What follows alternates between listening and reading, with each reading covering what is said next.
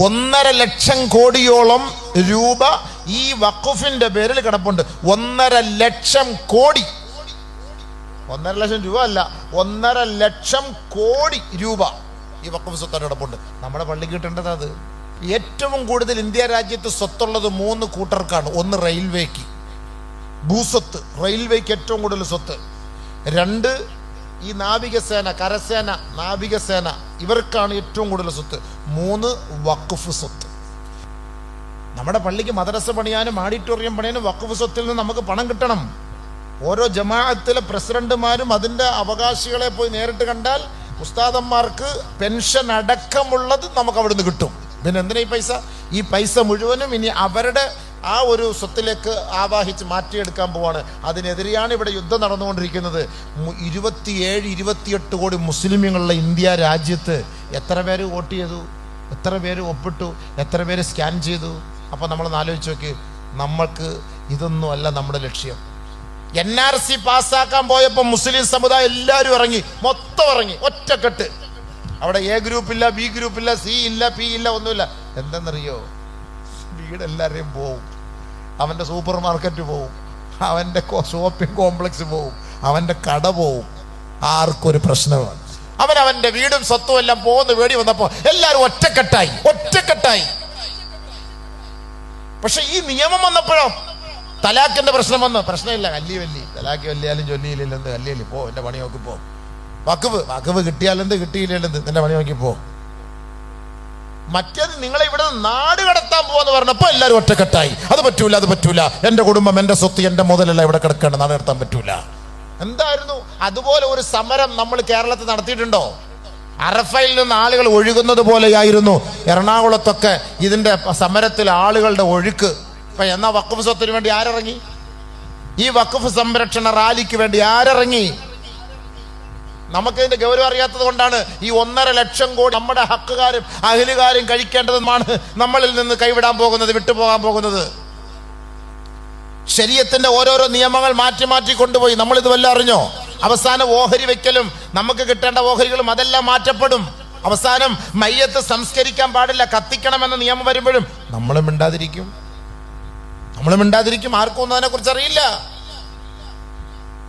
അതുകൊണ്ട് നമ്മൾ ചെറിയ പ്രശ്നങ്ങൾ പറഞ്ഞ്, എൻ്റെ മുസ്ലിം സമുദായമേ പ്ലീസ് നിങ്ങളുടെ കൈയും കാലും പിടിക്കാം. നമ്മൾ ചെറിയ പ്രശ്നം പറഞ്ഞ് തമ്മിലടിച്ച് കോടതി കയറിയിറങ്ങി നടക്കാതെ, നമ്മുടെ ശരീഅത്ത് നമുക്ക് എല്ലാവർക്കും ഉള്ളതാണ്. അതിന് മുജാഹിദായാലും ജമാഅത്ത് ഇസ്ലാമിയായാലും തബ്ലീഗ് ആയാലും സുന്നി ആയാലും ആരായാലും ശരീഅത്ത് എന്ന് പറയുന്നത് അത് നമ്മുടെ ഖൽബിന്റെ കാതലാണ്, നമ്മുടെ ജീവന്റെ തുടിപ്പാണ് ശരീഅത്ത് എന്ന് പറയുന്നത്. അതിനൊരു കോട്ടം വന്നാൽ അത് ഏത് ഗ്രൂപ്പായാലും നമുക്കത് ഉൾക്കൊള്ളാൻ പറ്റൂല. ശരീഅത്തിന്റെ സംരക്ഷണം പറഞ്ഞാൽ അങ്ങനെയാണ്.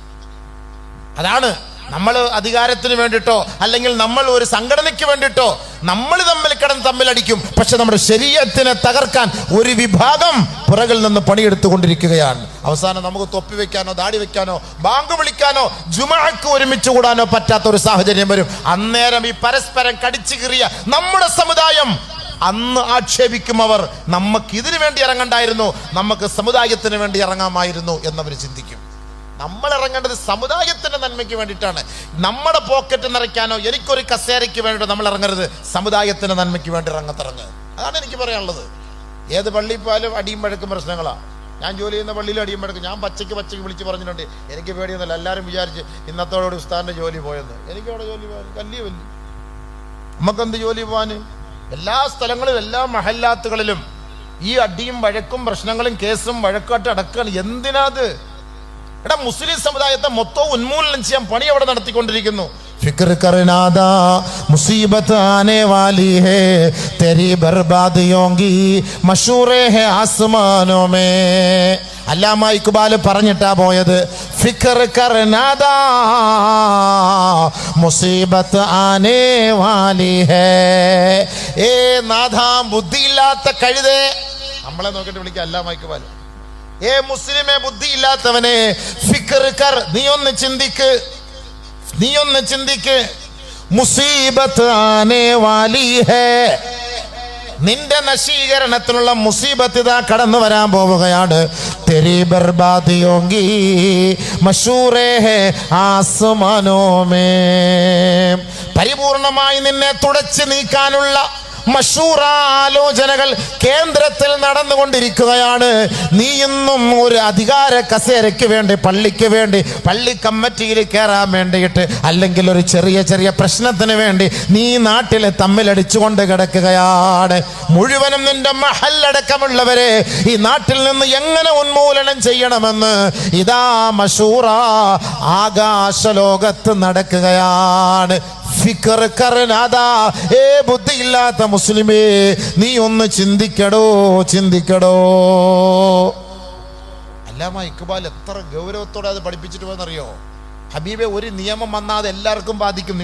നമ്മൾ കരുതുന്ന പോലെ അല്ലല്ലോ. ഒരു നിയമം വന്നാൽ, മുസ്ലിം ശരീഅത്തിൽ ഒരു നിയമം നമുക്കെതിരെ വന്നാൽ അത് മൊത്തത്തിൽ ബാധിക്കും.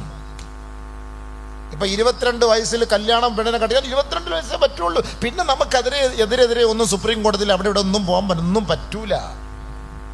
അതുകൊണ്ട് ശരീഅത്തിന് വേണ്ടി നമ്മൾ രംഗത്ത് ഇറങ്ങ്. ചെറിയ ചെറിയ പ്രശ്നങ്ങളൊക്കെ വിട്, ഐക്യത്തോടെ നെല്ല്. നമുക്കതാ വേണ്ടത്. നിന്റെ മനസ്സിൽ നിനക്ക് ഇഷ്ടമുള്ളത് ഏതാണോ നീ അത് ചെയ്. എൻ്റെ ഒരു വീക്ഷണം അങ്ങനെയാണ് കേട്ടോ. നിനക്കിപ്പോ ഓതണം, നീ മൗലിദ് ഓത്, നീ ഓത്. എനിക്ക് മൗലിദ് ഇഷ്ടമില്ല, ഓതണ്ട. എൻ്റെ ഒരു വീക്ഷണം ഞാൻ പറയാണ്. നിനക്കിപ്പോ രാത്രി ഓതണം, നീ ഓദിക്കോ. എനിക്ക് രാത്രി ഓതാൻ ഇഷ്ടമില്ല, നീ ഓതണ്ട. നിനക്ക് ഇത്തിരി ചാപ്പാട് വെച്ചിടണം, വെച്ചോട്. എനിക്കത് വേണ്ട. അതിന്റെ പേരിൽ നമ്മുടെ ആ ഒരു രക്തബന്ധവും ആ ഒരു ഐക്യവും നമ്മുടെ ഒരു സാഹോദര്യവും നശിപ്പിക്കുന്നത് എന്തിന്? അതാണ് നമ്മൾ ചോദിക്കുന്നത്. ഓരോ സ്ഥലങ്ങളിലും നമ്മൾ പരസ്പരം കാണേണ്ടവരാണ്, നമ്മൾ ഒരുമിച്ച് മയ്യസ്കരിക്കേണ്ടവരാണ്, നമ്മൾ ഒരുമിച്ച് ഒരാളെ സഹായിക്കേണ്ടവരാണ്. എന്തിനാണ് വയനാട്ടുകാരെ നമ്മൾ സഹായിക്കുന്നത്? നമുക്കും വയനാടോട് എന്താ ബന്ധം?